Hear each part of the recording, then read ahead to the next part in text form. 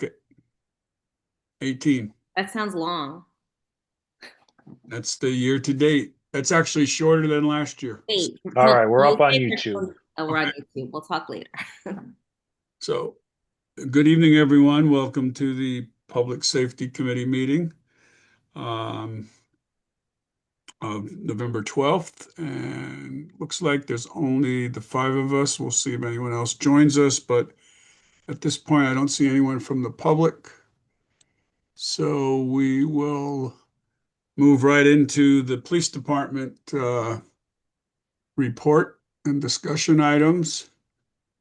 Chief, last time we talked about parking and traffic enforcement in Maplewood Village, and you sent us some statistics. Do you want to go over anything?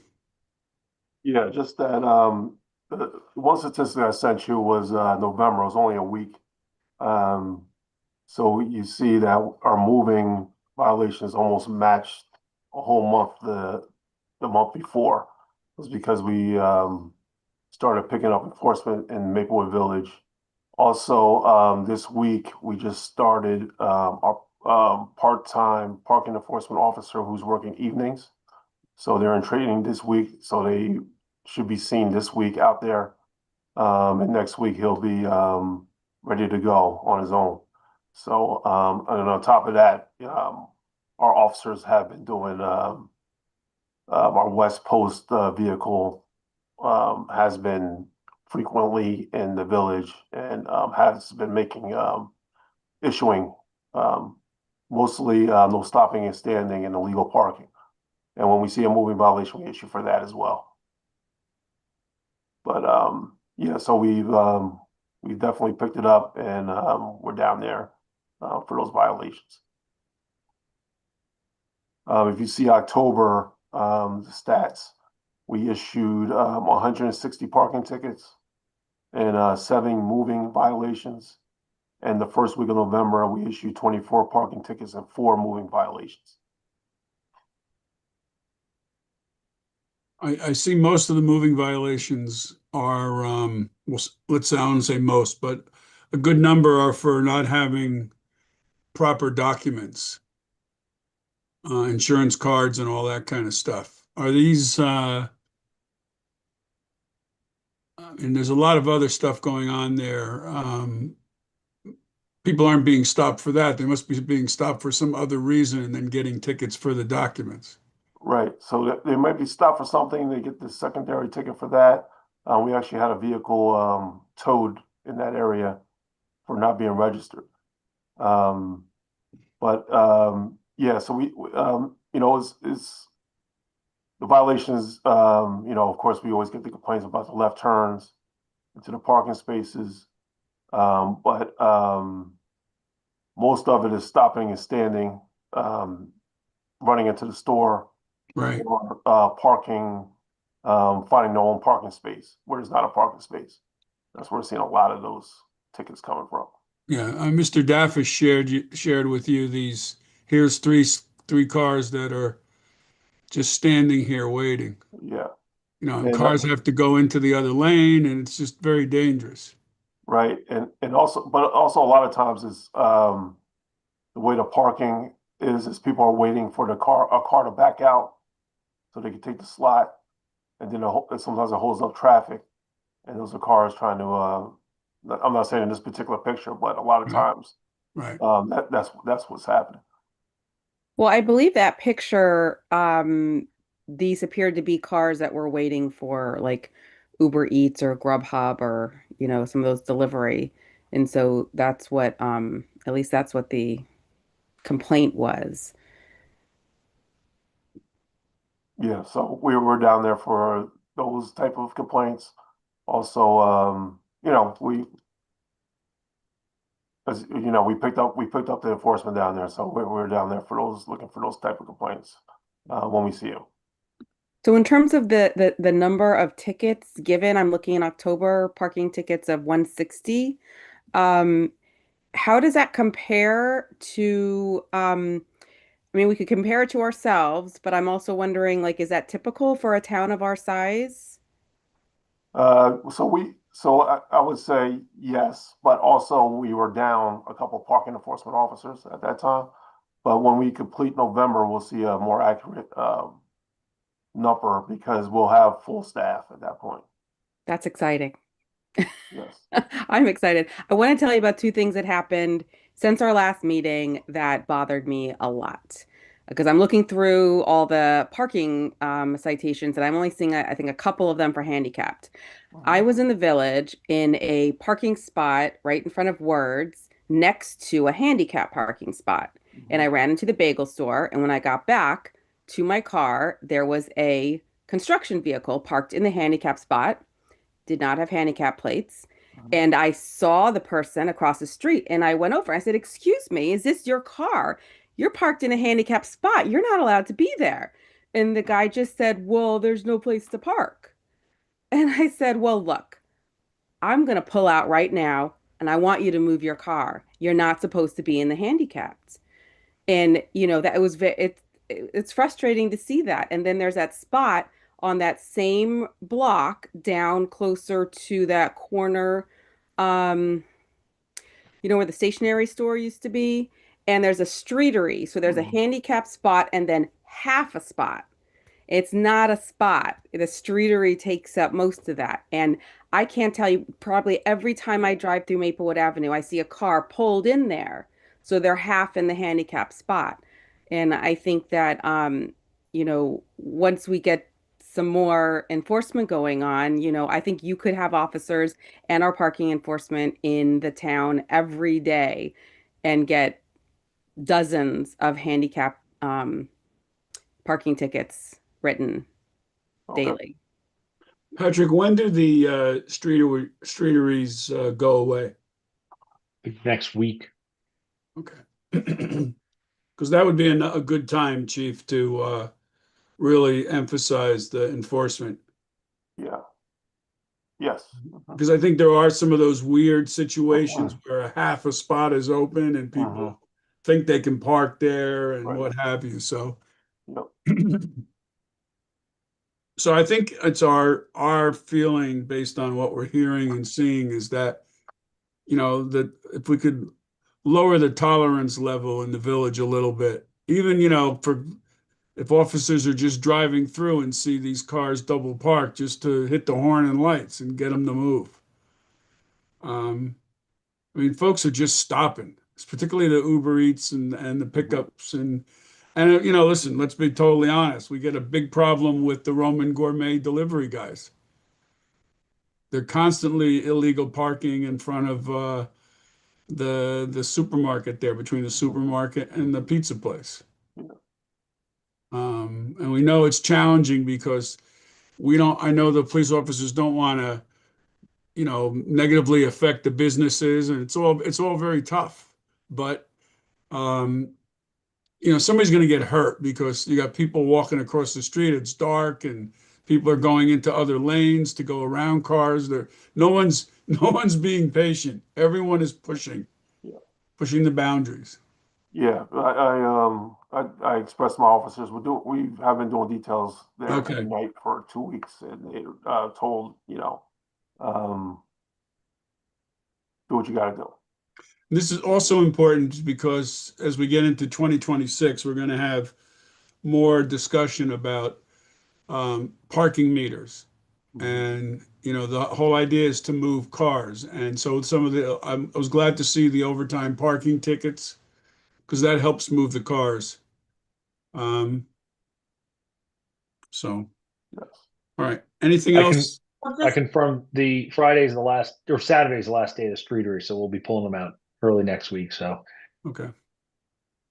I just want to, just thinking about the Ubers, and the Eats and the DoorDashes and stuff, we just don't have anywhere for where the deliveries to go because we have parking spots, but we still, I know I said this last time, we don't have any short-term drop-off zones. And so I know that we've worked on parking campaigns, it's okay to walk, you can park a little farther away, but those people, they can't really. And so I just still feel like we need to think about, because this is our economy, this is how it works now. We just need to think about where we're going to have these pickups and drop-offs. I agree with Miss Engel. I think that it would be really helpful to have some very short-term spots just for picking up. Especially it's it's the Uber Eats and those kind of drivers, but then it's also people that just want to dip into town and pick something up real quick.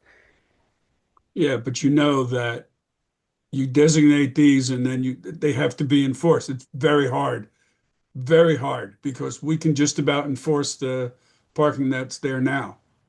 I know. I'm hoping that if we get more enforcement, we'll, and especially like I like that idea of flashing your lights, a little bit of honk from police officers, then people, because once they see enforcement happening, then they're going to be like, oh, I actually have to pay attention to this. There's a presence here, you know, keep giving those tickets out. And then I think we're going to see a short-term parking spot be able to work. And the double parking will go away because those cars will have somewhere to go. Well, I think we should throw it back to the Village Alliance and really, to be honest, and let them figure out some of this, because it's their businesses that are generating these pickups. And it's also, we have Uber drivers that don't know the village and end up pulling into these, spots, making lefts and going one way. Today was one way in the parking lot, the wrong way. Um, so if we're going to solve it, I think it's got to be solved from within, and maybe challenge the Village Alliance to come up with some ideas. Well, I would love their input to see if they are interested or supportive of having these pickup zones because we did it during COVID. And I know that the businesses get sensitive around parking, which I understand, but we're also approaching the holiday season, which is the most important season for our retailers. I will contact Erin Rose and let her know that the Public Safety Committee has discussed this a couple of times, and we'd like to get their input on the feasibility of setting up some of these drop-off or pickup spots. Great idea. Okay. Anything more on this, Chief? You want us to complain anymore? No? Okay. We can find other places in town, but we'll move on. The new parking permits. So the type C is the one that's the overnight with the permit. That's the one that we talked about. So let me just say something. One of the proponents of parking on the street overnight, I explained, the program and blah, blah, blah. And she said to me, this is only going to work if you ticket the other people that don't have permits. Because once people feel that, you guys that they're paying $600 a year and other people are parking on the street and parking for nothing, then this is all going to not work. So we're going to need some enforcement of overnight parking. That's one thing I can tell you we enforce. So Okay. we get one or two streets here and there where a resident will say, I didn't see any enforcement. But for the most part, most of the town, we enforce pretty heavily with the overnight parking. I can affirm that they enforce overnight parking. Uh, All right. But they do go through sections, I think. So it's like, you're okay for a couple of weeks, but then they come around. So you'll get a ticket. And then the second thing is we're going to have this type P parking permit, which is for the Parker Avenue residents. So that ordinance is just winding its way through. We'll give it final reading on the 17th, on Monday night. So that basically will allow Parker Avenue residents with this permit to park on some of the side streets where we have no parking for school times and things like that. So I'm sure there'll be some kinks that we'll have to work out, but that's going to be a new thing too. And then just going through the rest with the Parker Avenue bike lanes and the drop-offs. The bike lane ordinance is also going to be given final approval on the 17th. And that's going to be no parking in the bike lanes. We're also going to do no stopping or standing on school days from essentially Maplewood Avenue to Prospect Street on both sides of the street.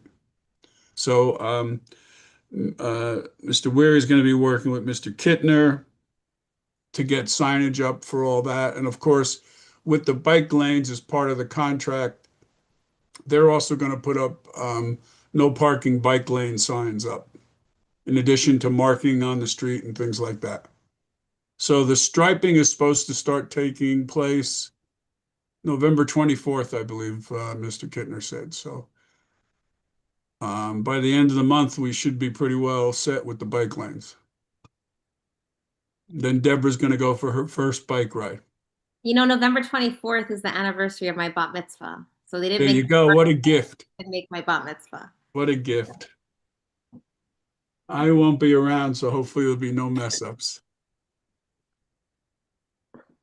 Any questions on that stuff, Chief? I'm sure Mr. Weary will keep you, and Mr. Weary, you'll do coordination with engineering and police as we get the thing going. We want to make sure that everybody's knowing what we're supposed to be doing. Absolutely. Okay. Chief, I believe you raised this once before about the speed limit on Springfield Avenue, but in any event, we got a request from Springfield Avenue Partnership to reduce the speed limit. And then we have a recommendation from a consultant to reduce it to 30. The partnership is saying either 30 or 25. This morning at the Engineering Public Works meeting, we talked about a recommendation of 30. Wanted to get your input, and also Deputy Mayor Herman, because you didn't weigh in this morning, because I kept it very tight. Yeah, I agree with reducing it to 30, definitely. 35, I actually, driving up and down Spring, you get up to 35 it seems like your speed, even though the speed limit is 35. It looks like, this guy's going way over the speed limit when it is the speed limit. With all the pedestrian crosswalks and the businesses and the bump outs, and especially during school time. But there are certain times where it gets very congested, where you can't even, go past 15 sometimes. But when those times when it's not congested, getting up to that speed is pretty fast in that area, I think, from my observation. Deputy Mayor Herman, you didn't get to weigh in this morning, so you want to weigh in now? I do. So I would actually be in favor of reducing the speed limit to 25. I kind of thought that was the speed limit. It seems to be the de facto speed limit, and I wonder if there's going to be confusion. The streets, all the streets feeding in and going off of Springfield Avenue are 25, but people don't drive 25. You go up Tuscan, people are going 30 up Tuscan. That's a problem. We have a problem with unsafe driving and with speeding in our town. And I think that 25 would make it easier to have the same speed limit on all of our roads. And if it's at 25, people are going to drive 30. But if it's at 30, they're going to drive 35, 40. So, I'm going to be the outlier on this and say I think we should do 25. I'm for 25 as well, but I think the mayor wanted it as 30. I don't know that she was a yes for 25. Yeah, well, she's one vote, but let me just tell you a practical thing on the 25, and that is, with all the lights now are timed for 30, as we heard this morning. And I think the more you lower it and you just stop people, then they're going to look for alternatives to Springfield Avenue to ride on without lights. If you make it too slow, because the lights will slow it down, and if you start reducing the speed even more, I just think you're going to have a problem. We can certainly, it's on for discussion Monday night, so we can discuss it. But I think 30 is probably a more realistic speed limit given the lights we have there. Which is why I would say make it 25, because Yeah, you know how people are. well, I think yeah, but I think the problem is, for example, my street, Lexington, is a straight shoot without lights. So we found that out before that became an alternative to Springfield Avenue or even Tuscan or Burnett. So we want to keep as many cars as possible that are commuting or traveling from one side or the other on Springfield Avenue. And if you make it too slow or too bottled up because you can't get from one light to another going 25 and make it green, I don't know. So Well, if we it's can 25 certainly talk on about it. Tuscan Yeah. and on Lexington, then it's not like you're gonna get to go faster on those streets because the speed limit is higher. It's the same. And um I mean I don't know if I've seen um I mean there's lights on Springfield, and so people who are going on those other streets are going there to avoid the lights. And I also, I guess, would want to get a little more information from our traffic engineer. I heard him say this morning that it was it wasn't too clear to me. He said it was set around 30. But does that mean that they can't be set to 25, or No, they that could, you 25 could, wouldn't work? you could. Or I um think what Mr. DeLuca's saying is that when you slow it down, people are going to want to get off Springfield Avenue more. Like the same way that people avoid Valley now and they take Prospect because there's less lights, or they take Ridgewood because they want to avoid Valley because it gets backed up. That doing the same kind of thing is going to cause those problems on Springfield Avenue. And he notices increased traffic on Lexington. And I now go Lexington because that light at Rutgers and Springfield Avenue does not change. And so I think part of the problems that we have with people speeding through Burnett and Newark or Rutgers and Burnett is that you see the light and it's like, oh my God, there's cars there, it's going to change. And you want to speed up because that light is very short and it's a very long wait. And so I don't take it anymore. And the same ones at Tuscan Road, like all those lights up there, they never change for the cross traffic because they're so set for Springfield Avenue to keep those cars moving. And we can certainly, Monday night we can go back and if we don't have agreement on a number, we can go back and um, get more input from our traffic engineers. But I we think could, there's a big difference in the amount of harm that a car can do to a person who is hit. Um, Even 5 miles an hour makes a really big difference on whether or not someone will survive. So that is behind my desire to have it as low as we can. And also, um, you know, if we're going to be talking about scooters and bikes not, e-bikes not being on the sidewalks, where are they going to be? They're going to be in the street. And we need to make sure the street is safe for them. okay, all right. So And it's going kids to be, cross Springfield going to school. So it's going to be on Monday night and you'll be ready to make your points. What we'll say is that we discussed it at Engineering Public Works and we came up with the idea of 30, and then I'll mention, that when we were at Public Safety, that you had some desire to go even lower. So then we can start the conversation that way. Chief, you have any opinion on 25 versus 30? I'm more 30. I think 30 is a good speed. So it keeps traffic flowing. But for the most part, like certain times, it's so congested that nobody's even going certain up to those certain speeds, and there's a lot of lights, like you said. Okay. Let's talk about the other request from the partnership, and that's to prohibit the e-bikes and e-scooters. We've had a couple incidents where people have been hit coming out of stores. We had a door break with somebody hitting a door. Do you have any thoughts on this, Chief? Yes, we definitely need a ordinance for it, especially a lot of these e-bikes are on the sidewalk, riding on sidewalks, and they should not be on the sidewalk. Also, some of the problem with these e-bikes is that, of course, they if they're not motorized, they don't have to register or anything like that. There's no age. You can be young.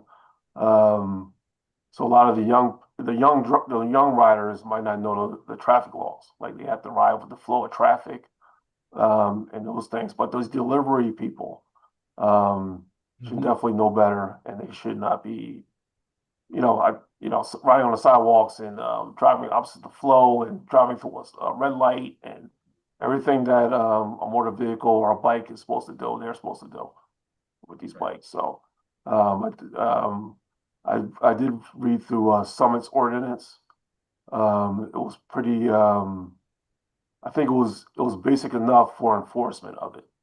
It wasn't too detailed. It just pretty much said that you can't ride on the sidewalk. So if you even in I think Union County, you can't ride these in parks. So and it just pretty much stayed pretty basic. So if if you see somebody on the sidewalk, that's easy enough. And with their ordinance, you can confiscate the bike for 24 hours and a fine. So, and then if it's I think we'll have to, if we move forward. Now, this started at code, but I wanted to bring it here, and I also pulled out because we've get at the board meetings of the partnership. This has been a recurring concern. So I pulled stuff out of the Hoboken and Bayhead ordinances to come up with this. But I mean, part of the issue is when we tried to talk about this before in 2024, we got some pushback from the biking community. Because the concern is if you really can't ride on Springfield Avenue, so on a regular bicycle. So this doesn't prohibit regular bicycles, non-motorized bicycles on the sidewalks. It prohibits motorized bicycles and scooters. And it's really just a matter of the speed, that the motorized enhances the speed. And when you get that speed and the walking folks, you get a little bit of a conflict. So, right. um, And these bikes go up to 20 miles per hour. right. Some go to 28, and I was doing a little reading that a lot of them can be modified very easily to go faster. can be, So yes. they can go on YouTube and find a way to make it go faster. And a lot of them do. Right. My So- concern is what Ms. Herman said a minute ago was that where they get, it's not safe to ride on Springfield Avenue. So I don't know where they go. If we're saying you can't ride on the sidewalks, we're not putting bike lanes on Springfield Avenue right now. We're not putting bike lanes on any street that runs parallel to Springfield Avenue to give them another route. So or what are we saying? If you ride, you can't be on Springfield Avenue anymore. No, you can ride on Springfield Avenue. I mean, you can ride on Springfield Avenue, you just have to be careful. You can ride, I mean, anyone who's riding a bike on Springfield Avenue, as a driver of a car, you have to give that person the respect and the distance in order to do that. That's required. But to say that you can, and it's really a lot of this is the delivery vehicles. Right. You get delivery vehicles coming, and they're really taking off. And so even some of the scooters, some of just people on scooters traveling, they're really racing down the sidewalks.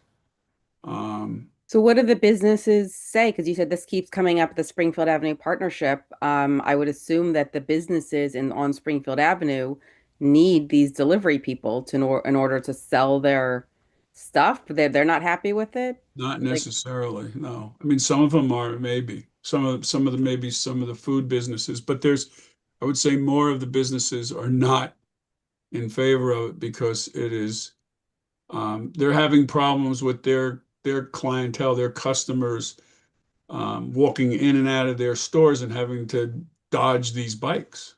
Mm-hmm. And it becomes it's a difficult situation because yes, the bike you ride on Springfield Avenue, people do it, but it is more of a challenge if you're on the street. Can you ride on the side streets? Yes. I mean, the side streets don't have the level of traffic that jeopardizes anybody from riding a bike. Hilton but the reality is nobody going to pick up something at El Rey is going to ride on Hilton Avenue. They're going to ride on Springfield Avenue. It'd be faster on Hilton or Lexington, to your point. Yeah, another thing on Lex. There we go. Well, we got the backup of cars in the village and the scooters and Well, it's EVs also on Springfield Avenue. it's also in the village. We're getting some of these bikes on the street. I mean, More I'm people sorry, are bikes getting on the them. sidewalks. I think we're going to see more and more of this, the Yeah. Right, delivery. more people are getting them, and we want to be incentivizing, other modes besides cars to get the cars off the road. Right. So, But you're the way this what I wrote here is that you could ride a bicycle on the sidewalk, not at a speed faster than what people are doing. You could walk your bike or you could do that. But once you introduce a motorized vehicle, this is essentially what you're talking about, onto a sidewalk, it does create a bigger problem. Yes. So, Chief, so you're in general, you think getting them off the sidewalks is a good idea? Correct. Yes. I will convey that on Monday morning at the code meeting because this is going to be discussed again. Yeah. So, and then it'll just have to be worked out, and we have to meet with the bike folks to get them to, understand what we're trying to achieve and get some input from them. But when the bike folks recommend, like if you're riding on Spring, to actually be in the lane so you can be visible instead of kind of like hugging like where the cars are and the door might open. I would think they would more so want to be like more, I don't know, maybe. I don't know. I mean, I think it also depends on who's riding. I mean, there's a very different, I have very different feelings over seeing school kids ride on the sidewalk where as a mom, I feel that's safer, versus seeing delivery people, that may not be, from here or, like looking this way and that. And I don't know. It's difficult. I don't think they should be on the sidewalk, but there's not a great place for them on the road either. So Well, first, let's just be clear about in Hoboken and in the ordinance the sort of language I put together here, a kid on a bike or an adult and a kid or an adult alone can ride on the sidewalk on a regular bike. It a just, lot of kids who live far away from their school have electric bikes right. so that they can get across town. That could be a problem. Yeah. So but then, they would have to find another route. They'd have to work that out. Yeah, but we're talking about kids that are taking their bikes from Lightning Brook all the way to MMS. And there's other ways to They get have no other ride. No, I understand They they don't have have no to go ride, but there Springfield are other Avenue now. streets. There are other They can streets. cut across. Yeah. I have a question. If we're trying to say, okay, we can't have motorized vehicles on the sidewalk because they go too fast and it's too dangerous, and we're putting them back on the street, can we add like some kind of like share the road signage, or maybe there's like a cute campaign we can do on all of our streets with signage, so that to get people aware that like you got to look out for bikers, you got to look out for e-scooters, e-bikes. Like it's not just maybe there's something cute we can do that's some kind of town-wide, like with we do banners all the time, some kind of placemaking for sharing the road. I also know the high school wanted to start doing education with the kids about how to ride these bikes and following the rules and the flow of traffic and wearing your helmet and stopping at the stop sign and stuff. Because some of these kids just ride right through the intersection. Do. Do you ever stop kids or adults for that matter who are not wearing a helmet? I'm just curious. Yeah, we observe it. Like Yeah, you stop them we and actually we also had helmet giveaways. yeah, Yeah. I know that Yeah. it's great. I love that. I But also I found out that some of these helmets are not good for motorized bicycles. Like they're made for bikes. Regular, they're never made for that they speed. have to wear the right helmet. Yeah, Right. that's a good point.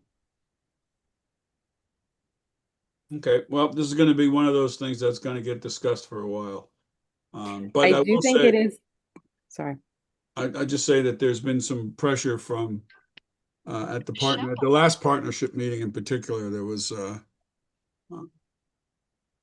some sense of urgency. So we'll see. We'll see what comes out with the rest of this. I do want to say that if we are going to be saying that they have to take the road, then I feel even more strongly about the speed limit on Springfield Avenue. Got it. Okay. Um, let's go to the crime stats. Uh,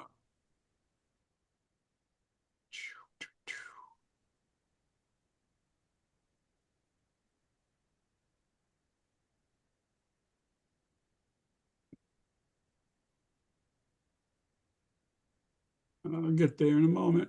Here we go. Right. So, right to the robberies, we haven't had, knock on wood, we haven't had a robbery in, several months.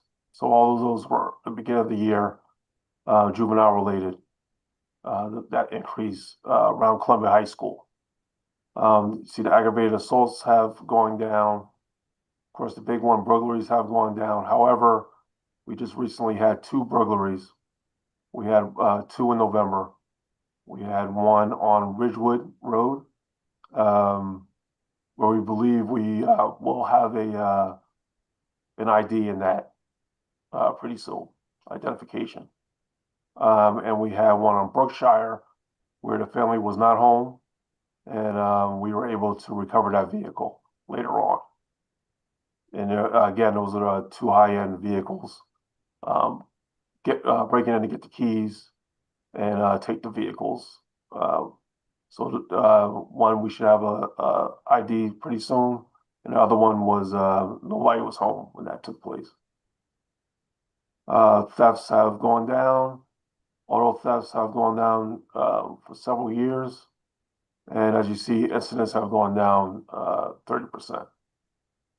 Yeah, it's quite amazing the drop in the auto thefts, and from 22 when we were at 83 year to date, Yeah. now we're at 28, and even in all of our incidents, 317 down to under 200. Right. Yeah. I think the auto thefts is because it's cars running. I mean, all of our auto thefts has been keys in the car. I would say probably almost 100%. So the keys in the car, cars running. Other than that, I think it's harder to steal a car, just a regular car on the street. So now it's the burglary. You see, the burglaries went up last year. That was the way to take the car. Mhm. So But even the robberies, in 2022 we had 16. We're down to 5 now, so yeah, it's really good. So whatever you're doing, you and the officers keep doing it, and thank you. yeah. I know this is some of this. I would assume that these kinds of numbers are being seen around us too. Yeah, I would say, with the exception of the burglaries are still happening around us. So we're doing pretty good with the burglaries.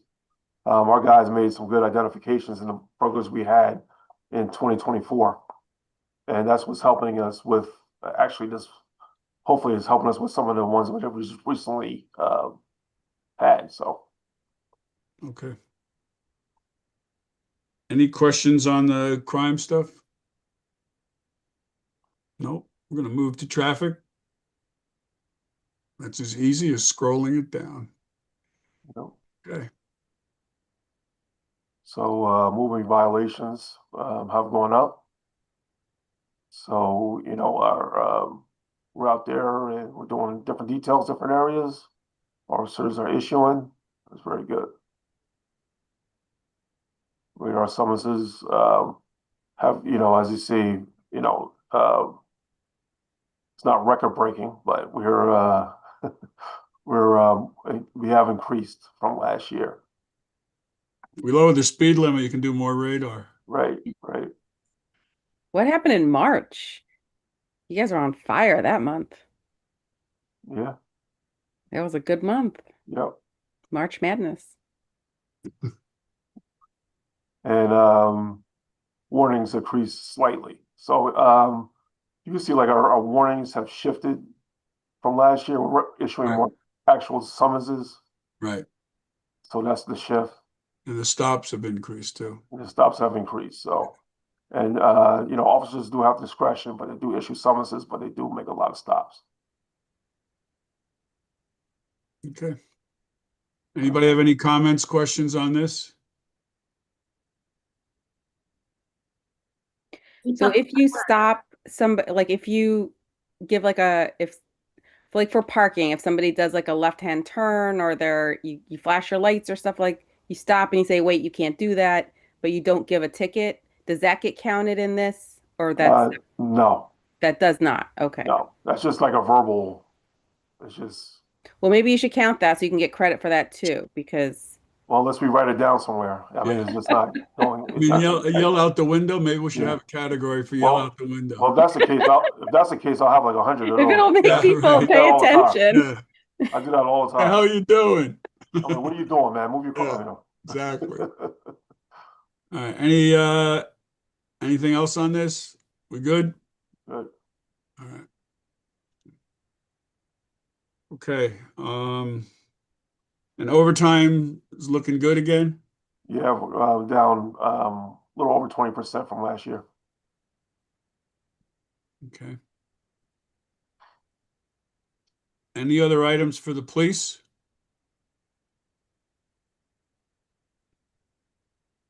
Chief, do you think we need to go into closed?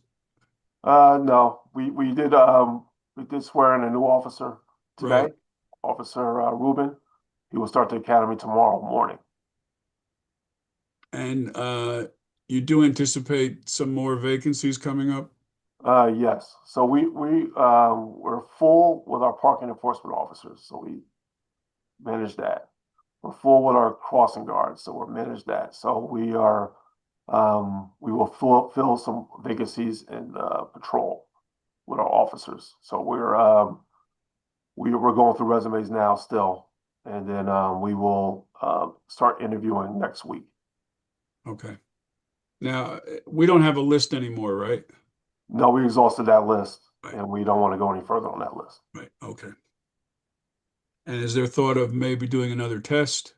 Yes, and most likely in the spring. Okay. Go for the spring. But we do have a test coming out for sergeant. We have a sergeant retirement, so that test is in February for that position. All right. All right. And let's see what's next. Patrick, anything from OEM? We are starting to go through the county's hazard mitigation plan, looking at projects that we had identified as helping out to mitigate potential hazards in Maplewood. And so we're going to work with the county's consultant on identifying projects that would be eligible for federal funding. So we're going through that with Paul Kittner now, and hopefully get a couple projects teed up for application. That is the only item to report. Okay. And on the SCFD, here are just the stats from January. 3,700 incidents. Again, the overwhelming majority have to do with EMS, or almost half EMS. Fire is and this fire also includes when we provide mutual aid outside of the town. So What is a good intent call?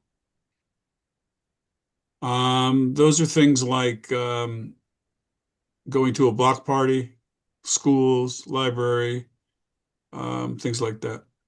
Hmm.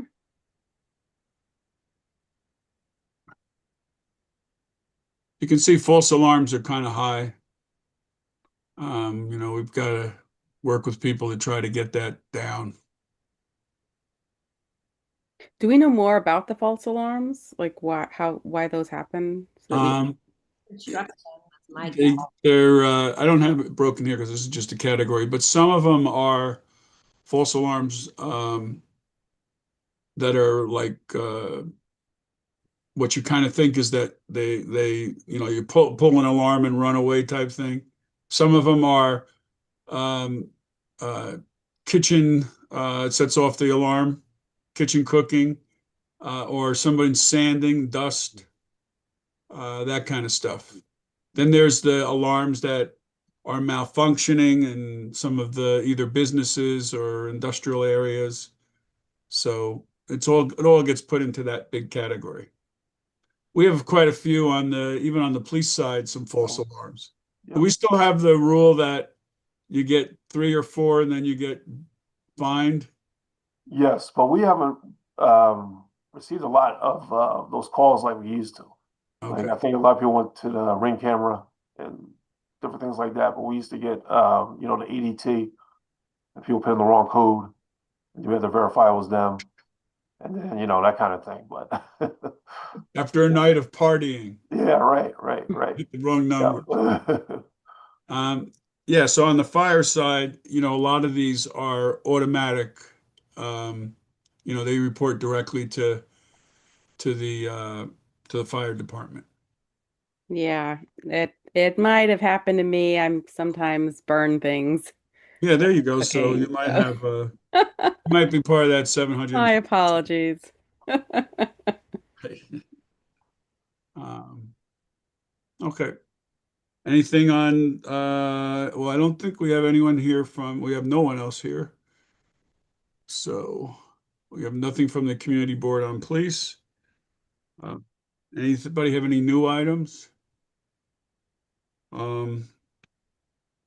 Chief, I have a question for you. Someone called today and told me that they called the police and got the dispatcher and asked to speak to the desk lieutenant or sergeant, and they were not put through. They wanted to know what the problem was and all this kind of stuff. What is the procedure?